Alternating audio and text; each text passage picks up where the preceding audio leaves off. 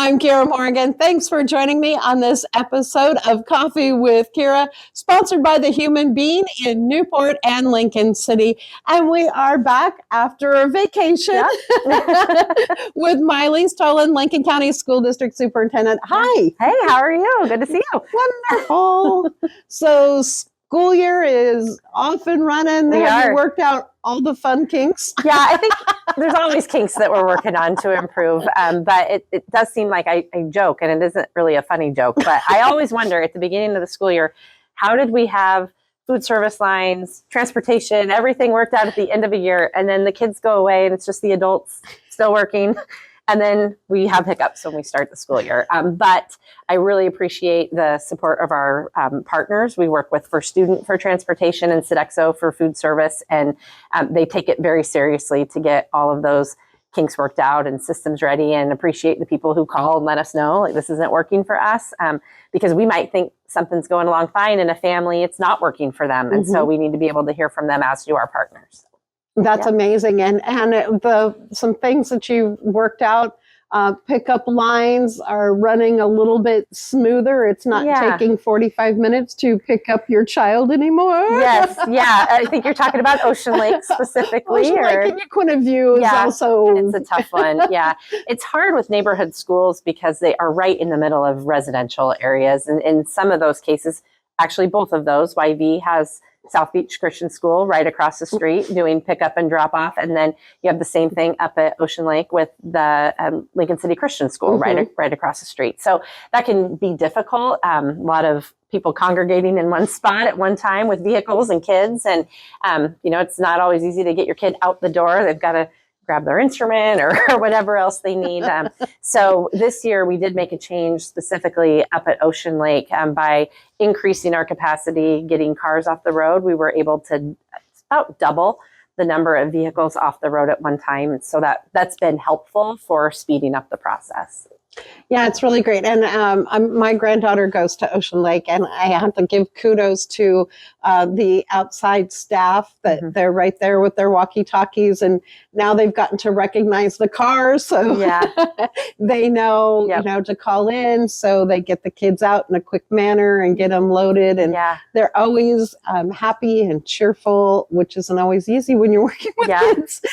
No, they do a fantastic job at all of our schools. When I watch pickup and drop off, the care and the time that staff have to take to be able to help that process is huge. And it's funny, speaking of Ocean Lake, I was up there one day and their principal had to get to a meeting down here. So I stayed. We just changed the transportation line. And so I said, hey, why don't we do this? And it was very clear I was not in charge, which was good. I was happy the staff were like, no, we're not going to do it that way. This is why. They have their safety measures. They know their process, and it didn't really matter who I was with my idea. And they did it. It worked. It was a good thing. And Spirit Weeks have been going on, right? Yes, I think we've had all of our homecomings now, if I'm not mistaken. We're getting into senior nights. So if you see on social media, our senior nights are happening across the district. And it's a great time to honor our band members who are seniors, cheer who are seniors, all the athletes who are seniors in soccer and cross country. And so it can depend on what event you're at. You might be at a football game and cross country and cheer being honored and pep band, or at the soccer game, cross country's there. And so you really get a good time to celebrate our students.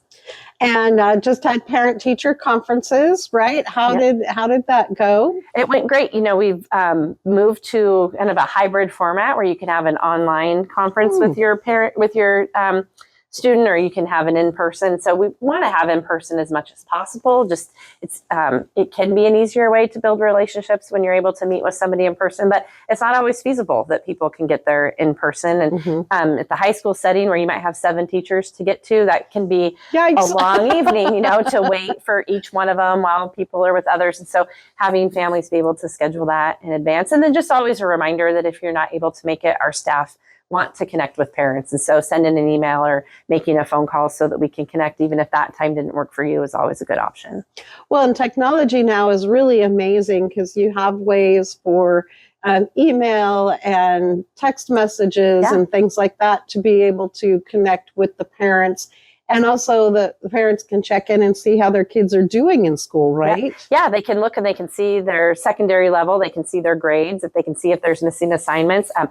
There's the ability now that they can communicate if a student is missing from school, if they're absent, they can communicate early. In fact, I just got one today, and then I text my husband, who's not going to be able to check his phone until lunch, but I said, did James have an orthodontist appointment? Because he's absent. So I really think that's what it is, but it's good. Maybe it's not an orthodontist appointment, and maybe I don't know where he is. I know he left this morning, but so I think that any way that we can increase that communication is good. And of course, keeping the kids in school. I mean, you don't encourage kids to go to school if they have a fever or, are very sick. Right. But attendance has been good so far this year. Our attendance is up from where it has been in the past. And so attendance is a chronic problem in Lincoln County School District, and something that, we want to have engaging experiences for students. We want engaging classrooms, and the more students are present, show up is our motto right now, then the more they can be proactive in their education and give us feedback too. Every day in a classroom, there's feedback from the teacher to the student and student to the teacher. And so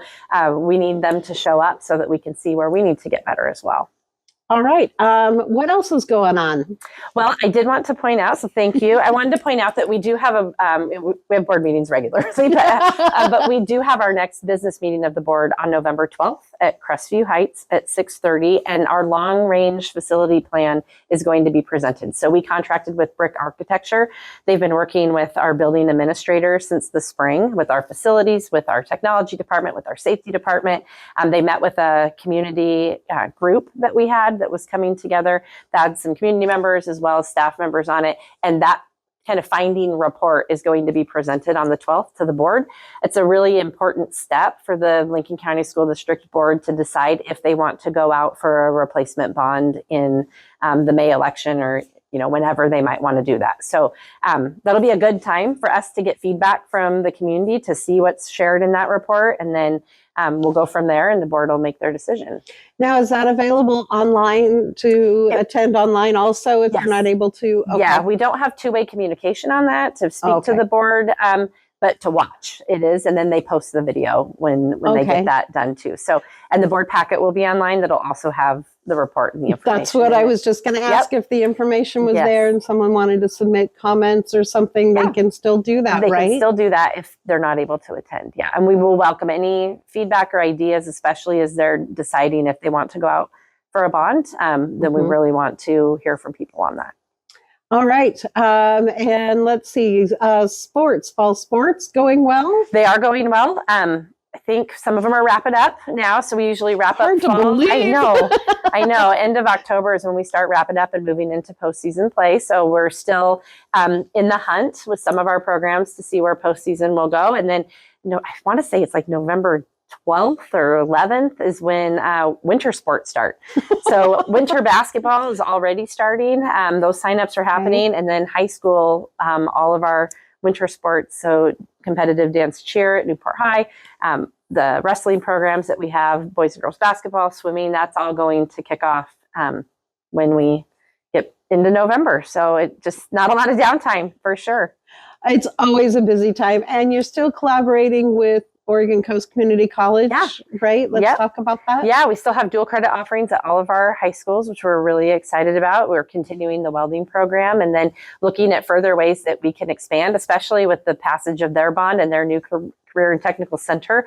I'm glad that we have such a strong partnership with the college that we'll be able to move forward. And their new president is coming on board soon. And so his prior role was at Chemeketa Community College in CTE. And so I had gotten to know him just a little bit through our work with MWEC and with Chemeketa. So I'm excited to see how that career and technical relationship can continue. That's amazing how the kids are able to.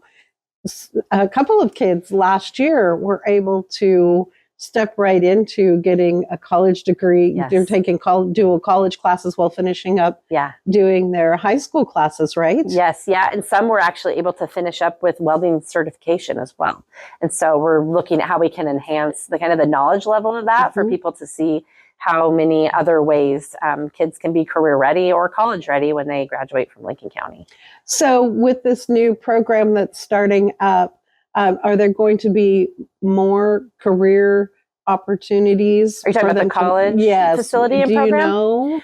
It's a flexible building, and so they'll be able Okay. to be really responsive to community and educational needs that they have. So it's not necessarily set in stone each one that'll be going through, but the college is working through that part with their building, and then we're continuing on with the programs of study that we have with natural resources. We have welding in most of our schools too, so the things that we're able to continue on. And you have the cooking classes continuing and some expansion things at Taft, right? The expansion happened at Toledo, which was really exciting. Okay. So Taft still has their culinary program, and they continue to do great things. I've already seen them out in the community this year at Culture, of course, with the Lincoln City Cultural Center. But Toledo has now an approved program of study with culinary. So they've added that. Eddyville also has culinary, and so does Siletz. And so it's pretty exciting to see the hospitality industry and culinary really taking off in Lincoln County. That's amazing. Yeah. All right. Anything else that you want to cover? Just one other thing. There's always lots of stuff I want to say. I know. I am really excited that our joint pet bands are expanding. So last year, I remember being on the show and saying how excited I was that Walport and Toledo pet bands were going to combine for a game. They did that last week, so we were really excited about that. And then Newport and Taft, when they have their football matchup, they're going to be combining their pet bands too. So I think the more we can celebrate the arts and really expand that and showcase that is exciting. So I'm pumped for the game to listen to them, and it'll be an exciting time. And those are open to the public. So even if you don't have a child in school, you can always come and attend the games and support the students, right? Yep, for sure. Or any other concerts or their plays. And there's always lots going on. In a county this big, we have lots of opportunities. So we sure do. Yeah. All right, wonderful. Yep. Majalise, thank you so much for joining me on this episode of Coffee with Kiera. Yeah. Again, we are sponsored by The Human Being in Newport at 6th Street and Highway 101, and in Lincoln City on the west side of the highway at the north end. They're right there by TLC Credit Union. Thanks for joining me on this episode of Coffee with Kiera, and thanks for watching.